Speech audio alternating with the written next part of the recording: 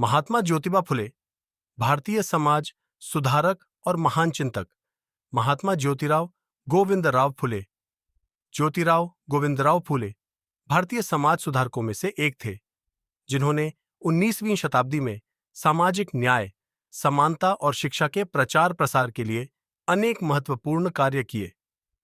वे महिलाओं और पिछड़े वर्गों की शिक्षा के प्रबल समर्थक थे और उन्होंने जातिगत भेदभाव, छुआछूत, बाल विवाह तथा धार्मिक आडंबरों के खिलाफ अपने जीवन को समर्पित कर दिया। प्रारंभिक जीवन और शिक्षा। जन्म और पारिवारिक पृष्ठभूमि। महात्मा ज्योतिबा फुले का जन्म 11 अप्रैल 1827 को महाराष्ट्र के सतारा जिले में हुआ था। वे एक माली, बागवान परिवार में जन्मे थे जो पारंपरिक रूप से फूलों का व्यापार करता था। इसी कारण उनके परिवार का उपनाम फुले पड़ा।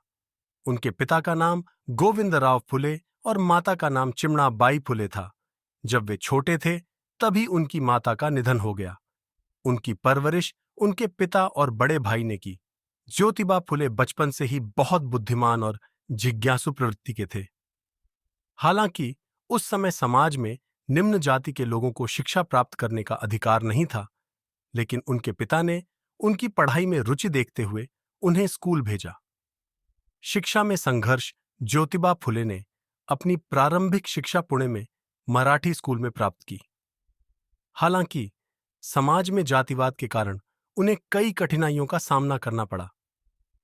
जब उन्होंने आगे की पढ़ाई के लिए अंग्रेजी स्कूल में प्रवेश लिया तो उच्च जातियों के लोगों ने इसका विरोध किया, लेकिन वे शिक्षा के प्रति अपने समर्पण से आगे बढ़ते गए और 21 वर्ष की उम्र में उन्होंने अपनी औपचारिक शिक्षा पूरी की। शिक्षा के दौरान ही उन्होंने समाज में व्याप्त असमानता, शोषण और जातिगत भेदभाव को करीब से देखा। यह देखकर उनके मन में समाज सुधार की भावना जागृत हुई और उन्होंने इस दिशा में कार्य करना शुरू किया। समाज सुधार कार्य एक महिला शिक्षा का प्रचार प्रसार। महात्मा ज्योतिबा फुले ने सबसे पहले यह महसूस किया कि यदि समाज में बदलाव लाना है तो शिक्षा ही इसका सबसे बड़ा माध्यम हो सकती है। लेकिन उस समय भारत में महिलाओं और दलितों को शिक्षा प्राप्त करने की अनुमति नहीं थी। इसलिए उन्होंने 1848 में पुणे में लड़कियों के लिए पहला स्कूल खोला। यह भारत में लड़कियों के लिए पहला आधुनिक विद्यालय था। उन्होंने अपनी पत्नी सावित्रीबाई फुले को पढ़ाया और उन्हें ही इस स्कूल की पहली शिक्षिका बनाया। हालांकि समाज ने इस प्रयास का विरोध किया और यहां तक कि सावित्रीबाई फुले को स्कूल जाते समय पत्थर और गंदगी फेंककर परेशान किया जाता था।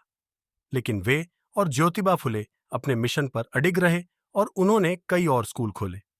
उनका मानना था, अगर महिलाओं को शिक्षित किया जाए तो पूरा समाज शिक्षित हो सकता है। 2. जातिगत भेदभाव और छुआछूत के खिलाफ आंदोलन। भारत में जातिवाद और छुआछूत की परंपरा बहुत पुरानी थी। निम्न जातियों के लोगों को शिक्षा, मंदिरों में प्रवेश, कुएं से पानी लेने और अन्य सामाजिक सुविधाओं से वंचित रखा जाता था। महात्मा फुले ने इस अन्याय के खिलाफ आवाज उठाई। उन्होंने अपने घर में एक सार्वजनिक कुआं बनवाया ताकि दलित और पिछड़े वर्ग के लोग वहां से पानी ले सकें। 3. सत्यशोधक समाज की स्थापना। 1873 में महात्मा फुले ने सत्यशोधक समाज नामक एक संगठन की स्थापना की। इस समाज का उद्देश्य जातिगत भेदभाव को समाप्त करना और समाज में समानता लाना था। सत्यशोधक समाज ने निम्नलिखित कार्य किए: दलितों और पिछड़ों को आत्मसम्मान और अधिकारों के लिए जागरूक करना, ब्राह्मणवादी रूढ़ियों को तोड़ना और समानता स्थापित करना, महिला शिक्षा को बढ़ावा देना, विधवा विवाह को प्रोत्साहित करना और बाल विवाह का विरोध करना। 4. किसान और मजदूरों के अधिकारों की रक्षा। महात्मा फुले ने महसूस किया कि किसान और मजदूर सबसे अधिक शोषित वर्ग हैं। उन्होंने बताया कि जमींदार और उच्च जाति के लोग किसानों का शोषण कर रहे हैं। उन्होंने किसानों को संगठित होकर अपने अधिकारों के लिए लड़ने के लिए प्रेरित किया। उनकी पुस्तक किसान का कोड़ा, शेतकरियाचा आसूड किसानों की दुर्दशा को उजागर करती है। 5. विधवा पुनर्विवाह और महिला अधिकारों का समर्थन। फुले उन पहले भारतीय समाज सुधारकों में से थे जिन्होंने विधवा पुनर्विवाह को प्रोत्साहित किया। उन्होंने महिलाओं को समान अधिकार देने की वकालत की और दहेज प्रथा का कड़ा विरोध किया। महत्वपूर्ण रचनाएं। महात्मा फुले ने कई पुस्तकों के माध्यम से अपने विचार प्रस्तुत किए। उनकी कुछ प्रमुख रचनाएं इस प्रकार हैं। गुलामगिरी 1873। इसमें उन्होंने जातिवाद और सामाजिक अन्याय के खिलाफ आवाज उठाई। किसान का कोड़ा। इसमें किसानों की दयनीय स्थिति का वर्णन किया गया है। सत्यशोधक, समाज के विचार। यह उनकी सामाजिक सुधार योजनाओं पर आधारित पुस्तक है। महात्मा फुले को मिली उपाधियां और सम्मान। महात्मा फुले के कार्यों को पहचानते हुए 1888 में उन्हें महात्मा की उपाधि दी गई। यह उपाधि उन्हें एक सामाजिक कार्यकर्ता विट्ठलराव कृष्णाजी वाजपेयी द्वारा दी गई थी। निधन और विरासत। महात्मा ज्योतिबा फुले का निधन 28 नवंबर 1890 को पुणे, महाराष्ट्र में हुआ।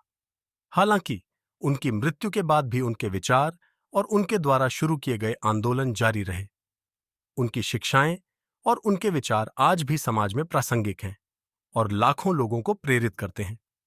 निष्कर्ष। महात्मा ज्योतिबा फुले केवल एक समाज सुधारक ही नहीं, बल्कि एक महान विचारक और क्रांतिकारी भी थे।